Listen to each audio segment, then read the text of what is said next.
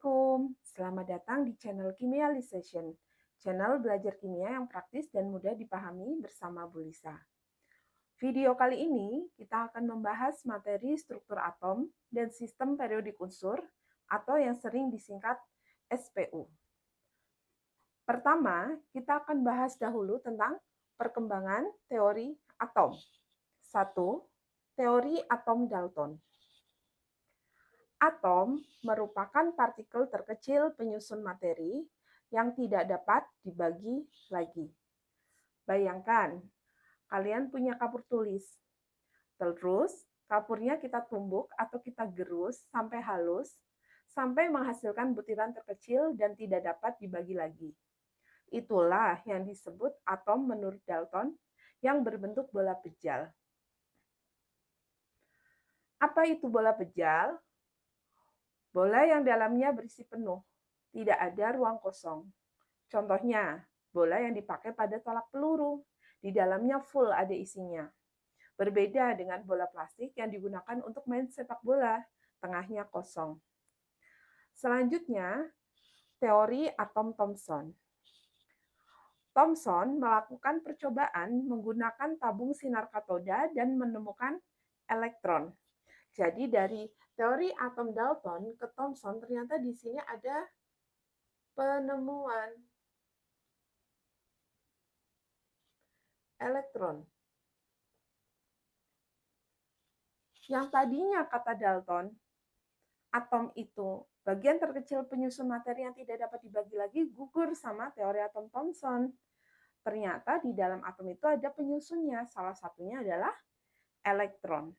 Thomson mendefinisikan atom sebagai bola pejal bermuatan positif dan elektron beredar di dalamnya secara merata.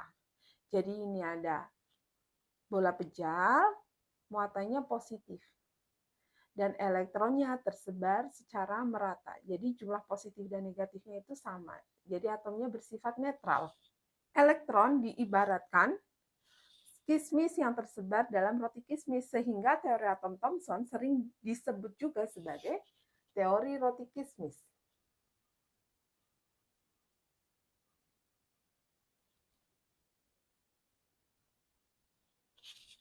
Berikutnya, teori atom Rutherford. Rutherford melakukan percobaan penembakan lempeng emas dengan sinar alfa yang bermuatan positif. Menunjukkan hasil, sebagian sinar alfa ada yang diteruskan, ada yang dibelokkan, dan ada yang dipantulkan. Sehingga disimpulkan bahwa atom terdiri dari inti yang bermuatan positif. Jadi ternyata di dalamnya itu bukan negatif. Tadi kata si Thomson, dalamnya itu ada elektronnya kan ya. Tapi ternyata dari percobaan Rutherford itu nanti di dalamnya muatannya positif karena sinar alfa yang ditembakkan itu sebagian dipantulkan. Sinar alfa muatannya positif. Ketika dipantulkan berarti kenapa? Karena di dalamnya juga positif. Kalau positif sama negatif, nanti dia jadi tarik-menarik, jadi diteruskan.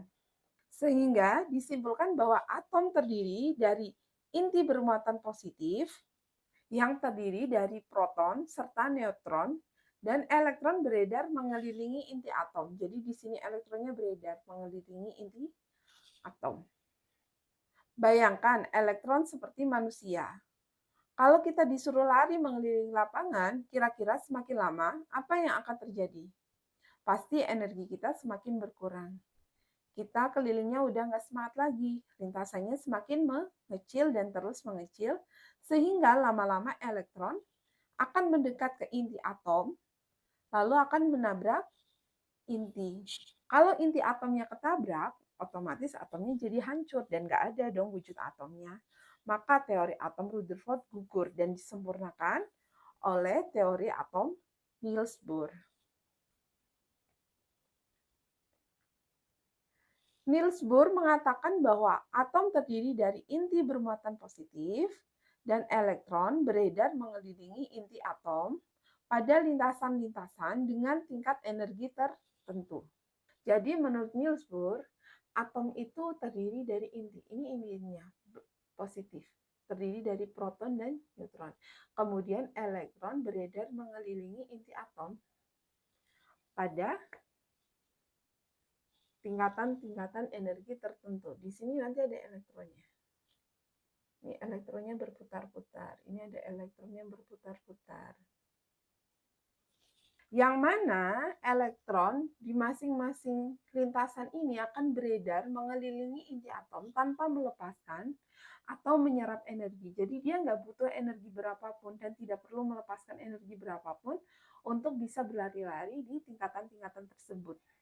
Lintasan atau kulit, ini kita sebutnya bisa kulit ya. Lintasan atau kulit yang paling dekat dengan inti atom kita sebut dengan kulit kekak. Berikutnya kulit L, berikutnya kulit M, dan seterusnya. Berikutnya lagi nanti N, O, P, dan seterusnya. Kulit kekak kita sebut dengan kulit N sama dengan 1.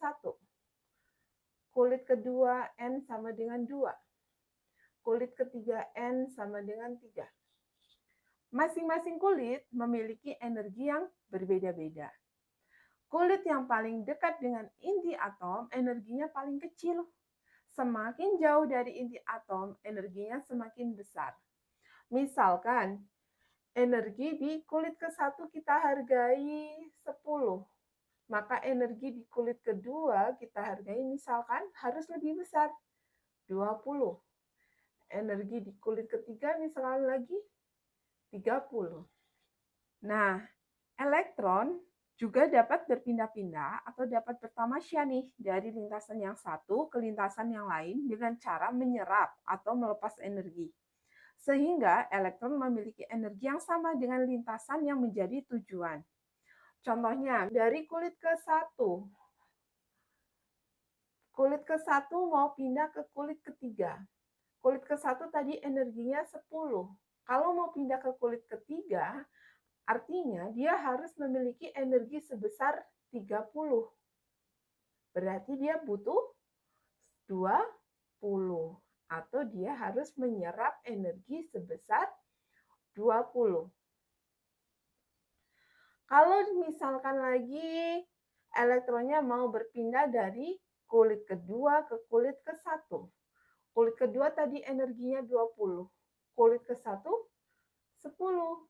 Berarti dia harus melepaskan energi sebesar 10. 20 dikurangi 10. Berikutnya ada teori atom modern atau teori mekanika kuantum. Konsep utamanya, elektron memiliki sifat sebagai gelombang dan juga sebagai partikel yang sering disebut dengan sifat dualisme elektron. Prinsip ketidakpastian Heisenberg. Tidak mungkin menentukan kedudukan dan momentum elektron secara bersamaan dengan pasti. Yang dapat ditentukan adalah probabilitas menemukan elektron pada jarak tertentu dari inti atom. Teori atom modern lebih kompleks dari teori atom Niels Bohr karena sudah bisa menggambarkan secara spesifik di mana alamat elektron-elektron secara detail. Di sini kulit ke-1. Nanti di kulit ke-1 ada tipe rumah, namanya tipe rumah S, yang punya 1 kamar. Berikutnya kulit kedua, nanti ada tipe rumah S, yang kamarnya 1. Ada tipe rumah P, yang kamarnya ada 2. Berikutnya lagi kulit ketiga, ada tipe rumah S yang kamarnya 1. Ada tipe rumah P yang kamarnya ada 3. Ada tipe rumah D yang kamarnya ada 5. Nanti kita akan belajar menentukan di mana kemungkinan elektron itu akan tinggal. Di kulit keberapa, di rumah tipe apa, dan di kamar yang mana. Akan kita pelajari pada video selanjutnya. Jika kalian menginginkan file materi perkembangan teori atom berbentuk PDF secara lengkap, silakan tuliskan email kalian di kolom komentar, nanti akan saya kirim melalui email kalian. Sampai jumpa di video selanjutnya. Assalamualaikum.